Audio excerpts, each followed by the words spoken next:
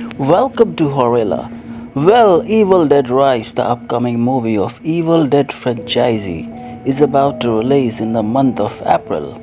Its trailer reviews getting positive responses from YouTubers. But the question is, will this movie break the box office records set by other Evil Dead movies? Here we are discussing 5 weak points about the Evil Dead Rise, which may affect its viewership and box office collections. First weak point is absence of Ash in this movie. Yes, this movie doesn't have Ash, the sole survivor from the Kandarian demon. If Ash was there in this movie, no doubt this would have attracted even the old fans of Evil Dead to the theaters. Second weak point is Evil Dead is a weak franchisee. Except Evil Dead 2, no movie of this franchisee was impressive. This is because all Evil Dead movies float around Book of Dead, the Necronomicon, which makes the plot and stories of all Evil Dead movies same and predictive. Even the evil who gets invoked after reciting the spells from Necronomicon remains same. Third weak point is the absence of gore and humor in the later movies of Evil Dead franchisee. Evil Dead 2 was successful because of its gore and sarcastic scenes. Some horror scenes of Evil Dead 2 makes us laugh.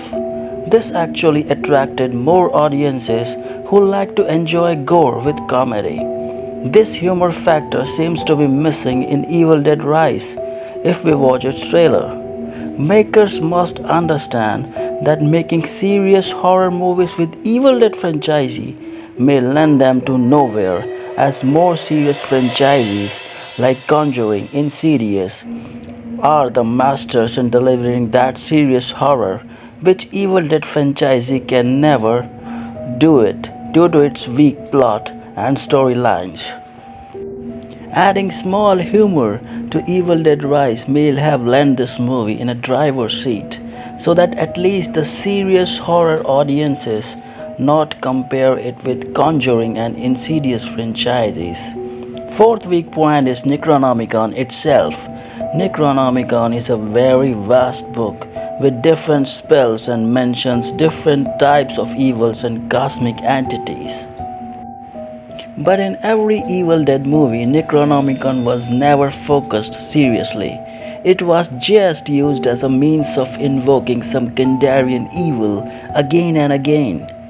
More demi characters inspired from Necronomicon could have been introduced to make the plot more interesting. Five and last point is the Evil Dead Rise story revolves around a modern city apartment instead of woods and forests. Do you know why Ash vs. Evil TV series was a flop? That it was made to halt after season 3. This was due to modernization of Evil Dead cult.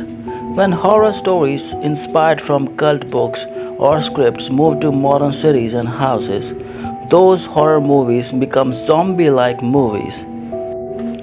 Why Stranger Things is popular? Why Wednesday became popular? Because plot revolves around the 80s and 90s time period, making the horror more classy and interesting.